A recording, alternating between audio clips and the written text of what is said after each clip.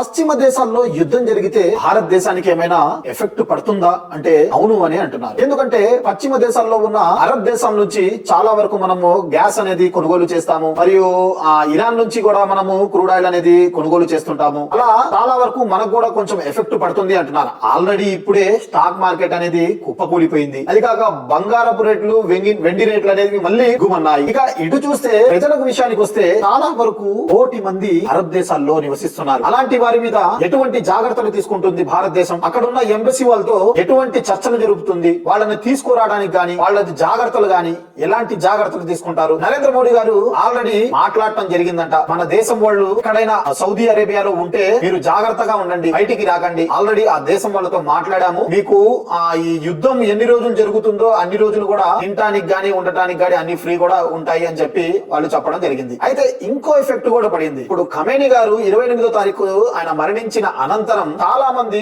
రోడ్లపై ప్లకార్డులు తీసుకొని నినాదాలు చేశారు. ఖమేని ఫోటోలు పట్టుకొని, ఇంకా ఇజ్రాయెల్, అమెరికా వాళ్ళిద్దరు ఆ దేశాల ఫోటోలు కూడా తీసుకొని డౌన్ డౌన్ ఇజ్రాయెల్ అని, డౌన్ డౌన్ అమెరికా అని చెప్పి నినాదాలు చేస్తూ చాలా వరకు ఇండియాలోనే చాలా మంది ర్యాలీలు కూడా చేయడం జరిగింది. హైదరాబాద్ లో గానీ, బెంగళూరులో గానీ, కలకత్తాలో గానీ, తర్వాత జమ్మూ కాశ్మీర్ లో గానీ ఇలా చాలా వరకు చేయడం జరిగింది. ఇంకోటి, ఈ యుద్ధం వల్ల చాలా వరకు పాకిస్తాన్ కూడా ఎఫెక్ట్ పడింది. ఎందుకంటే పాకిస్తాన్ లో కూడా అమెరికా ఎంబసీ ఉంది. అమెరికా ఎంబసీ మీద దాడి చేయడం జరిగింది పాకిస్తాన్ పౌరులే. ఖమేని గారు మరణించిన అనంతరం అక్కడ ఉన్న పౌరులు కూడా దాడికి తెగబట్టడం జరిగింది. ఆ దాడిలో ప్రతి దాడిగా వాళ్ళు అటాక్ చేయడం జరిగింది. పోలీసులు అయితే కాల్పులు చేయడం జరిగింది. దాదాపు 30 మంది చనిపోవడం జరిగింది. చాలా వరకు ఎఫెక్ట్ పడతాయి.